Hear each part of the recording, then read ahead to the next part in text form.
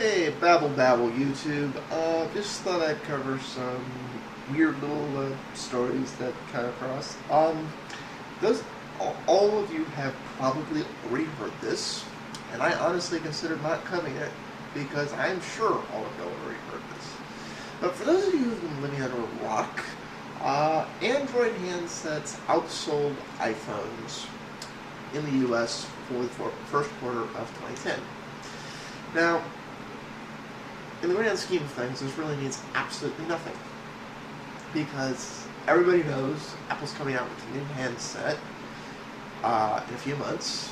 And now this was first quarter, January, February, March. But even then, everybody knew that was going to happen.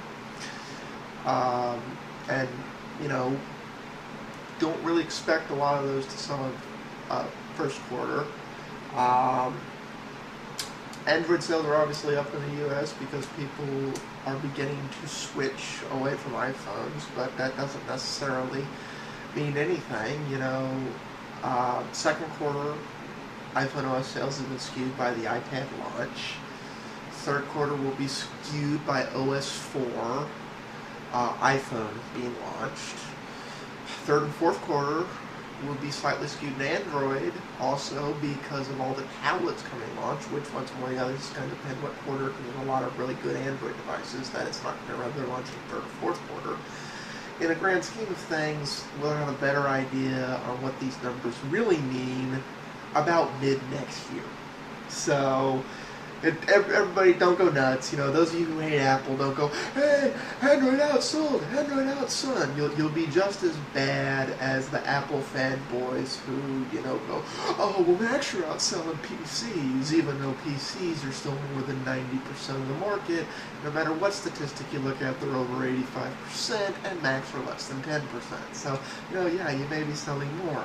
Keep it up. At that rate, 40 years from now, you'll have 30% market shares. It doesn't really mean anything. Second story, I wasn't really sure I wanted to cover, and this is why people should never put stock by social media. Like those of you know, I don't care anything about the number of followers or so. I take the time to respond to your comments and go back, but if y'all think I'm full of shit and decide to just leave, it's not going to break my day. However, people who do put stock in their social media stock probably had breakdowns earlier this week because Twitter reset. It's been fixed now, and I'm sure everyone already knows this. Anyone who's using Twitter knows this. Everybody's followers went to zero. Oh my god, you're worthless. So, for those of you who are living under a rock and don't really set your stock by social media, kind of like me, if there were people walking around earlier this week and you're like, I have captured I have no value whatsoever. And they were just bummed because they had no Twitter followers anymore. Which brings me on to a story a lot of you may or may not have heard about. Sprint is the second major U.S. mobile carrier to say no thanks to the Nexus One.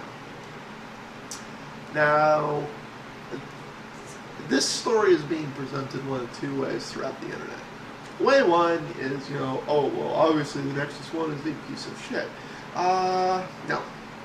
Way two is, this is neither neither bad news for Google or Android. And that is, the Nexus One's kind of a little old now at this point. Not that it's a bad phone, it's actually a very good phone.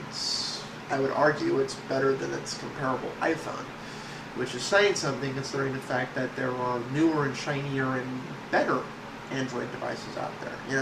I would argue that the Droid Incredible is actually a better phone than the Nexus One. As is, and I forget its name, but the phone that Sprint chose to go with instead of the Nexus One. It's basically a Nexus One 2.0 that just isn't called the Nexus 2. It's bigger and better, baby brother that came out a little bit later. That's what Sprint chose to go with instead. So, this is just one of those stories. I'm not going to talk about it right now because I am giving Google a little bit more time to straighten it out. Now that Android devices are not just on T-Mobile and on multiple carriers, but there are some things Google has done. Did it about a month ago. They haven't fixed it yet. That they need to fix now that Android is on multiple carriers for the U.S. market. If they don't fix it soon, I'm going to start doing some real Google Android bashing, because what they've done is fuck everyone over because of one sucky carrier that almost no one uses because it is such a sucky cell phone carrier.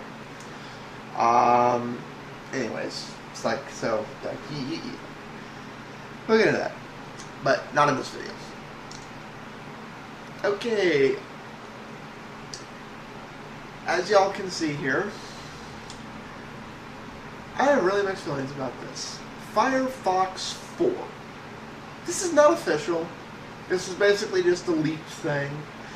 And by the time FireFox 4 actually releases, this may change. And I hope it changes.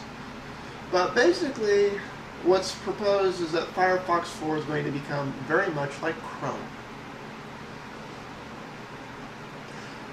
This is my plea officially to Mozilla. Oh, Mozilla gods. Please do not fuck up Firefox. Please do not turn it into Chrome. There is a reason I am not using Chrome as my default browser. I have Chrome, but I don't use it as my default browser. I like the fact that Firefox has a menu bar. I like the fact that Firefox has sidebars. Chrome is too simplified a browser for the number of tabs I keep open. I use things like tree-style browsing and other things like that. I realize they're add-ons. Please, please, Mozilla, just because Microsoft is fucking up the entire computer industry, which, by the way, is the reason I stopped using Windows, by getting rid of a menu bar, and other companies like Google are following suit. Please, please, Mozilla, have the balls to keep the things that those of us have stayed loyal to you and are continuing to use your browser like. Because if you become like Chrome and you get rid of all these things, guess what? I'm going to switch to Chrome. Because Chrome is Chrome better. If I want a Chrome-style browser, I'm going to switch to Chrome. Mozilla, do what you do good. Things like this would actually work great in Firefox Mobile, which we're really hoping y'all get out of this horrible bad alpha testing at some point soon. But please, oh please, I beg of you, I plead up at your little Firefox feet. Please do not fuck up Firefox 4 by turning it into a Chrome-like browser. You want to fix the speed stuff, you want to do all those things, cool. But don't make it look like Chrome. That's all the stories I found. Peace out, all.